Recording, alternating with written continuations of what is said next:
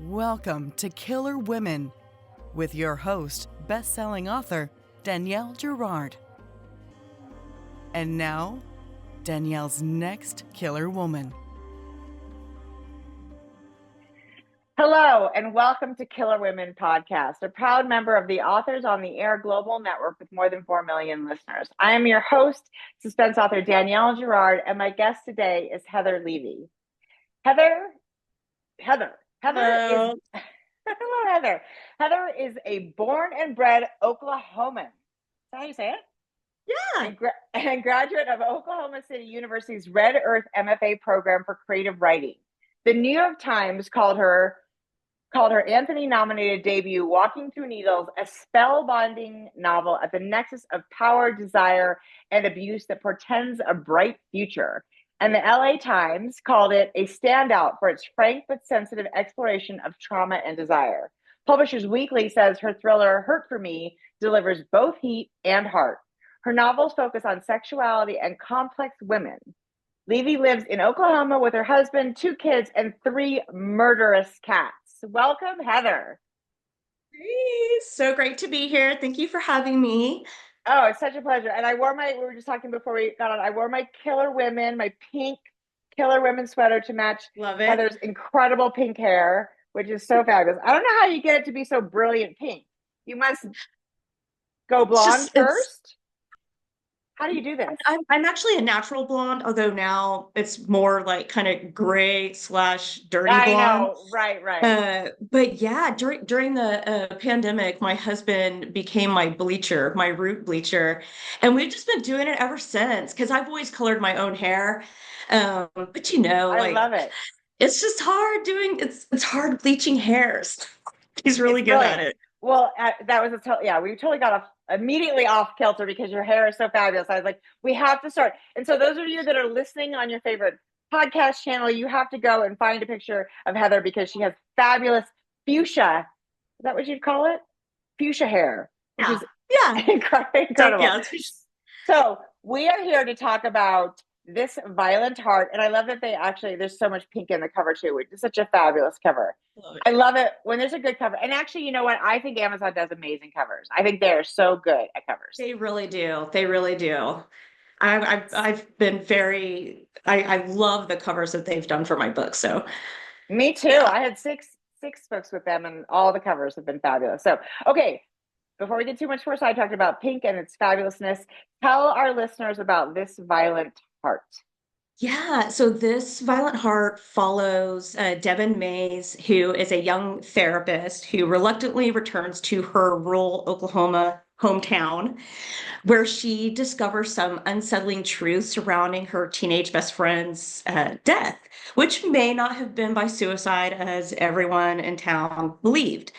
And so she reconnects with her best friend's twin brother, Keaton, and they start looking into the best friend Summer's death. And the more they dig, the more they realize, okay, yeah, so somebody's trying to hide something. And then, of course, she's dealing with her bisexuality and being back in a very conservative town where, she has a lot of trauma from. So yes, yeah. And her parents in particular, right? Very religious, very, in fact, she was not been out to her parents before the novel starts. And she's a woman, obviously. So, yeah. So obviously from all the accolades, from all the publisher, from LA Times, New York Times, you like to focus on, you feel your focus is on women's trauma, strong women, queer women. Tell us, I know that's born of your own experiences, but tell us a little bit about how that started for you. I mean, getting into this kind of writing. Yeah, I mean, I've always been interested in how women in particular can take trauma, in particular sexual trauma, many times, and reshape that and become empowered with through their sexuality. And then with this book, my character, she does experience some sexual trauma. It's off page, but she's dealing with that throughout the book. Um, and of course, still dealing with the shame that she's always felt with being bisexual. That's something that is very, personal to me. This is kind of Yeah. like my well, it's not the coming out book because I was out, prior to this book, but only recently have I been publicly out, and I felt like it was important, uh, for me to be able to share that, especially in the environment that we're in. Mm. I want to make sure that my kids, and one of my kids is out as bisexual. I wanted them to know that it's okay, and you know, you can have a full life. You can, you know, basically just. I'm sorry. I'm like totally, I get so emotional whenever I think about it No, because it's um yeah, I want to try not to. So growing up, I've had to hide a lot of myself. And so Devin having that experience, I really couldn't separate us many times throughout the writing of the book. Um, but it was important that I have that and that I show that. And I'm hearing from people who have read advanced copies and they're connecting with her character and are like, thank you, right. because I think the experience of people who uh, kind of grow up in this protective bubble where, they're not having to worry about their safety. It's different. It is different Yeah, growing up in a space where you really do have to look over your shoulder. You have to be absolutely. very mindful about what you post because of what people are going to see. And this was Hmm. like my coming out. I was just saying, can I cuss on here? Yeah, Are fuck we yeah. allowed to cuss? Okay, Yes. yeah, fuck it. Fuck it. Okay. Yeah. So I was like, fuck it. And that was the journey for Devin, in part with this book is Yeah. that, trying to find that place where she can love herself. Yeah. Because that, if you don't have that, how are you going to love anybody else? No, and As I RuPaul says. yeah, and I think we're better. Like nowadays, we're better at. I think the universe is better at understanding that sexuality, gender, it's all such a continuum. There's no and but I think still, for the person who's experiencing that, it feels very isolating in the same way that it feels isolating. People of color, and because there's just so much. You know, for whatever reason, there's so much shame in all of these sort of labels that aren't basically like white Christian male. Like, I don't know why Yeah. that they're the ones. And now, of course, they're feeling the heat too. But it's just like, I Yeah. think it's so important to put, and this is why I think we read fiction. We read fiction. I read fiction so that I can be, a black slave or a bisexual woman or a, white man or whatever, just to have experiences of other people's lives because we don't have that. We don't have that in our real lives. And we have it because of people like you who are putting out your truth. And we're reading that so that we can be better, more compassionate humans. And so that we, Yeah. like you said, support, our siblings, our children, our, partners, whatever in the world, our friends. Yeah. Exactly. Yeah. So yeah, I hope that I accomplished that. Uh, I all I could do is just put the truth out there, put Devin's truth, and hope that it connected with readers. So far, it feels like it is. So Well, and yeah, it's. I mean, this is the writer's dilemma, right? There's going to be wonderful people who Mhm. relate to the book and embrace it and the story and Devin, and therefore you feel embraced because the characters embrace. And there's going to be people who don't, and we just have to sort of Right. like find the way to like shut out that because that's the way it is. I mean, and the internet and it's like it's the cover it gives people to be disgusting humans. I mean, I think it's just part of the nature of art, but it isn't easy, right? It feels Right. awful. Yeah, and I really, I mean, after Hurt for Me, my last book, which dealt with a single mom dominatrix, Oh, and I so love I know there's some fun uh, stuff in this book too. yeah, and it was definitely because I do have I'm a kink positive writer as well, so yes, I've got the female empowerment through sexuality and there's some kink. I'm a Yeah, part of that community, but yeah, I had so many, there were a lot of reviews like woke, all of that, yeah, and I'm like, it's amazing to me that you know you're being out with your sexuality, writing about characters and their queer, identity. It's like, how is that woke? You're just that's who you are. That's right, right. you can't change it. So, but I get it.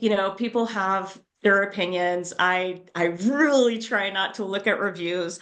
My Mm-mm. husband used to read me like my just the good reviews. I'm like, I don't want Yes, to see. right, right. Yeah, If I just needed click a little boost.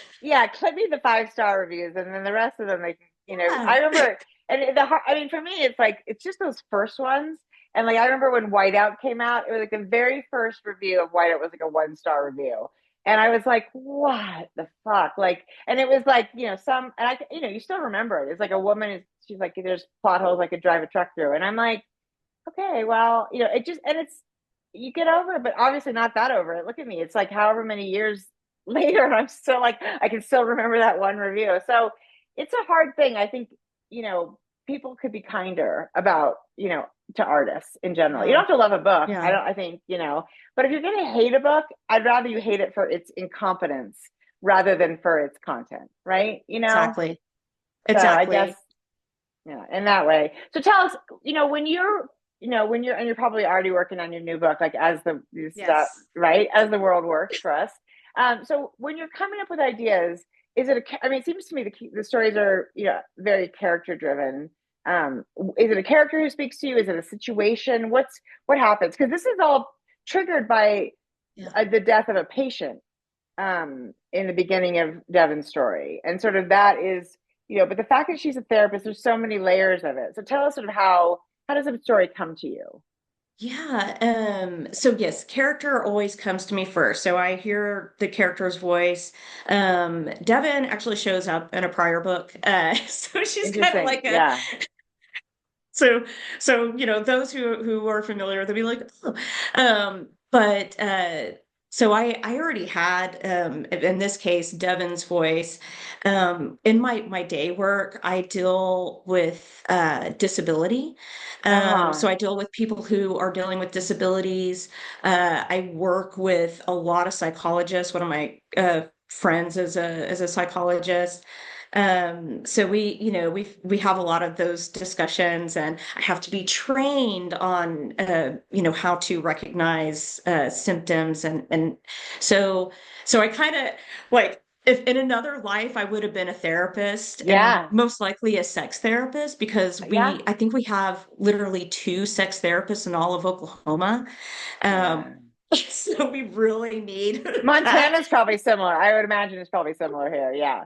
Yeah. Yes. So my and then of course everything just over, the last few years, in particular, we're seeing more and more uh queer issues come up, where it feels like it's just a continuous battle. Yeah.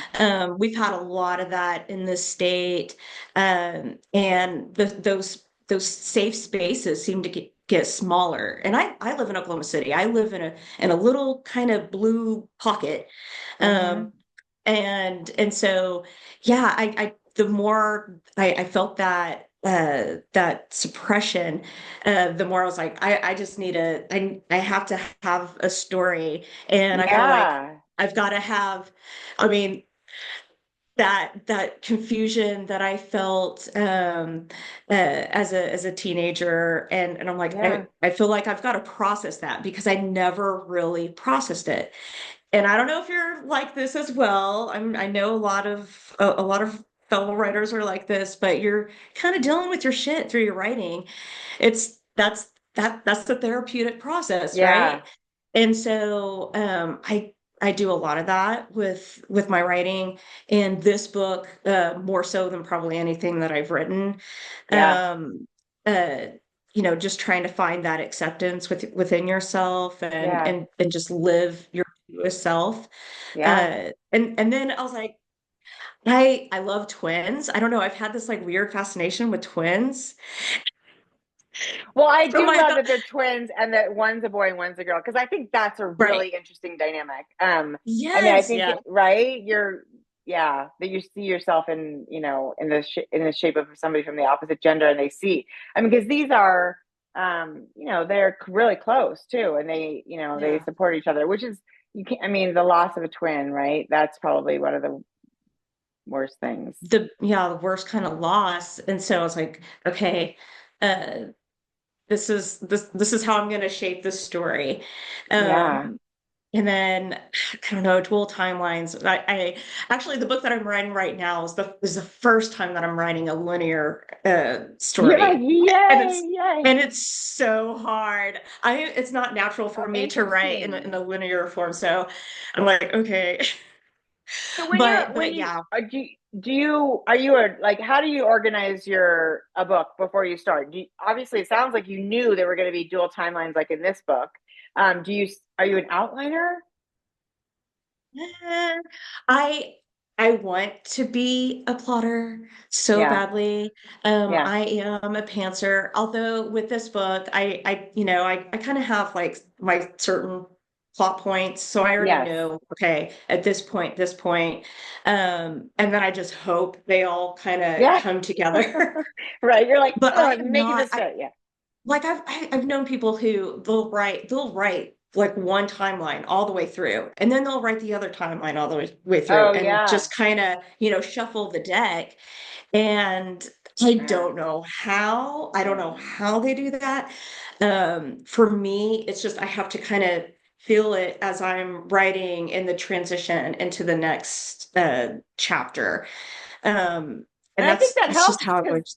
they propel each other, right? In my mind, Right. they have to be so well woven that you end the scene in the present and it drives you into the past, which drives you to the present, which drives you back to the past. Yeah. And I am the same. I mean, I even the book that's going to come out next year for me, Pinky Swear, is actually just got like 8 chapters in the past. And I pulled those out and read them all as one to make sure they're fluid, but I had to write them as I was writing. Wouldn't have worked. I can't imagine having written that all the way through and then been like, where are these going to go?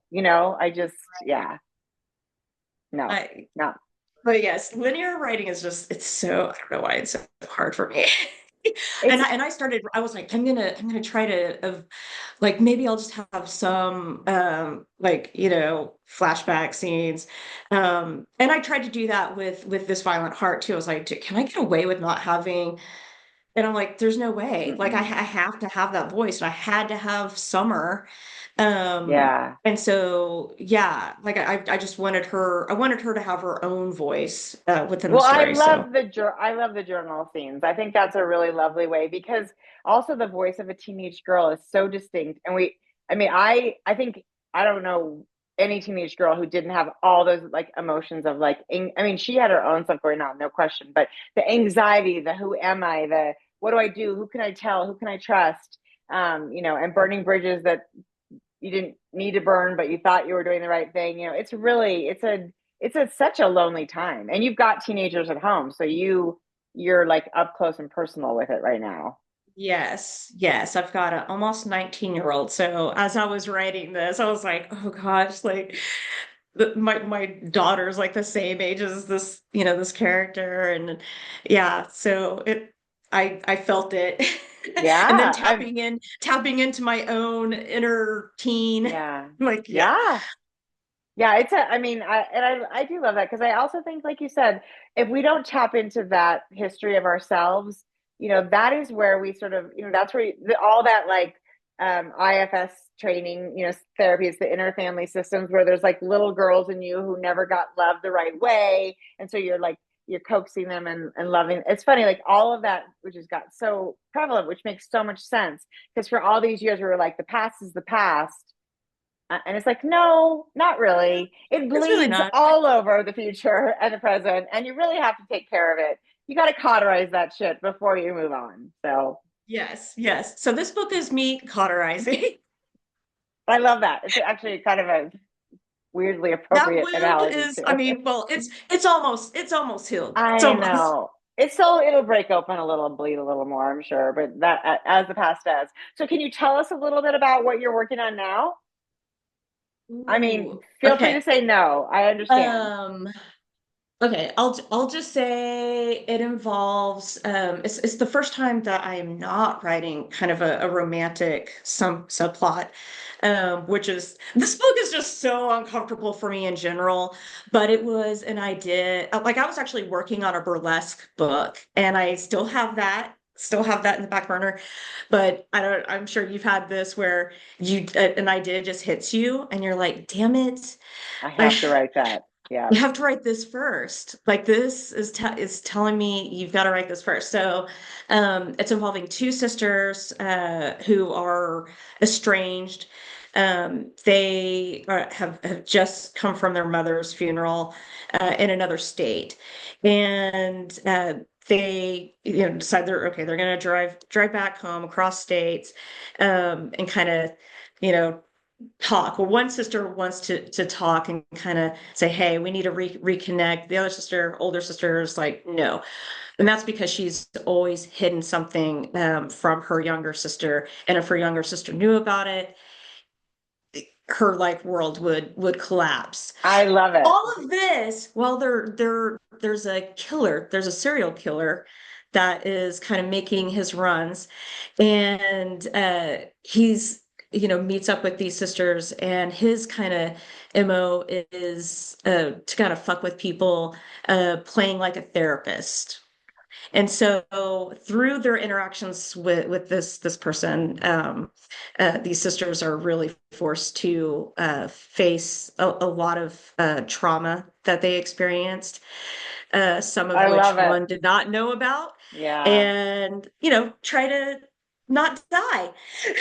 Yeah. So And above all, right. Not get serial killed. That sounds really like, well, that's a great yeah, premise. And I love the idea because siblings are also like, it's like childhood friends, siblings. These are all these really intimate, vulnerable relationships that we have that are yeah, really great ways to explore all of the things. And I love that you're doing that because I do feel like, and I'm sure your readers, I know you obviously have doing so well in your career that I think readers are clearly responding to the idea that that you're out there telling your truth and that it's so important. And I think it's probably more important for men than I ever acknowledge. I don't think they do it maybe as naturally, or they pretend they don't need it when they probably do. yeah. um but I think, as especially as a woman now in her 50s, I feel like it's just like the best part of life is being real with other women. It's like my favorite thing, Yes, I and I love thus that as the well. podcast. Yeah. Yeah. Yes, So yes. so exciting. Well, I want to take one more minute and look at this gorgeous cover. And this book is out on February 11th, which is today. It's not when we're recording it, but when you are watching this book is out in the world right now, this minute. So go get this Violent Heart and check out Heather because she has a really beautiful backlist too. And I think all of your covers, I don't know why I'm just obsessed with covers. I think they're such a fun way to look inside a book. So go check this out too. Heather, tell our listeners where to find you. I know I see you on Instagram, and nobody's on TikTok anymore, I guess, right now, or maybe by the time you listen to this, we'll be back on TikTok. I don't know. But where do people find you? Instagram at Heather L. Levy.